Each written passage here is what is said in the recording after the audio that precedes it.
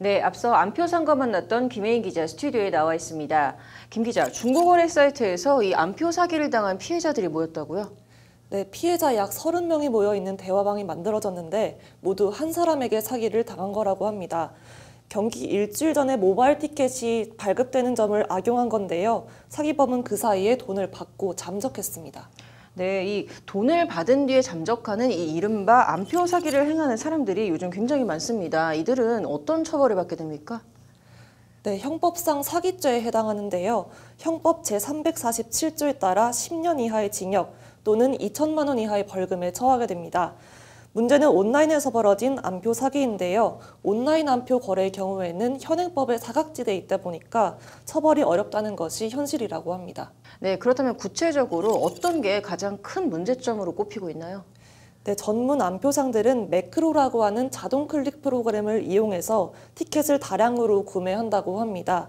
이 경우 정보통신망법상 정보통신 네트워크에 대한 침해, 또 형법상 업무방해죄에 해당할 수 있습니다.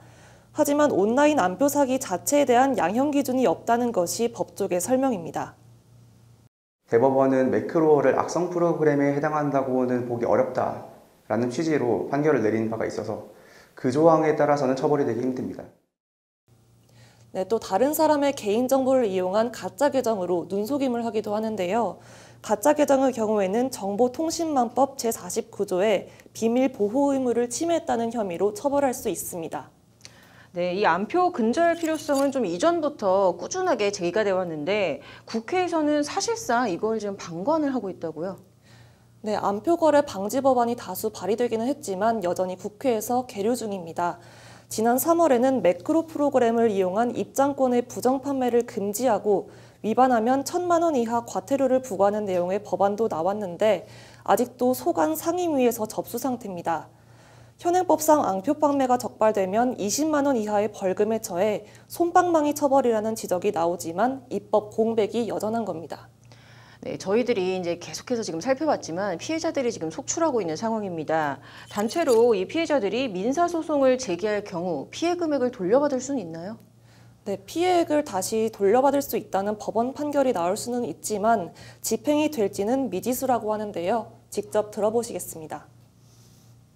그 사기범이 어떤 그 자력 상황을 가지고 있는지 아니면 뭐 실질적으로 그 납부를 할 의사라든지 그런 능력이 있는지 이런 거에 따라서 달라질 수 있습니다. 이미 그 사기로 편취했던 돈을 다 어디 빼돌렸다든지 하는 경우에는 또 사실상 추심이 불가능한 경우도 발생할 수 있습니다. 자, 그렇다면 티켓을 구매할 때 좀 유의해야 할 점이 있다면요? 네, 우선 티켓을 판매하는 플랫폼의 경우에는 안표 사기 피해에 대해서는 책임을 지지 않습니다. 안표 거래는 티켓이 판매된 이후에 벌어지기 때문입니다. 안표는 판매된 이후에 일어나는 일인 거잖아요. 저희는 판매까지만 하는 그런 역할을 하는 플랫폼인 거고요.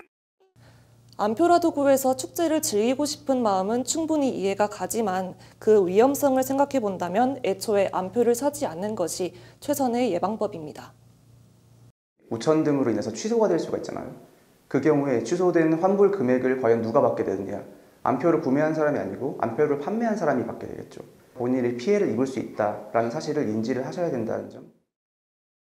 네, 많은 이들의 좀 간절함을 악용해서 이득을 취하려는 이 안표상들의 행태가 근절되는 게 좀 우선 과제인 것 같네요. 이번 주 여기까지 듣도록 하겠습니다.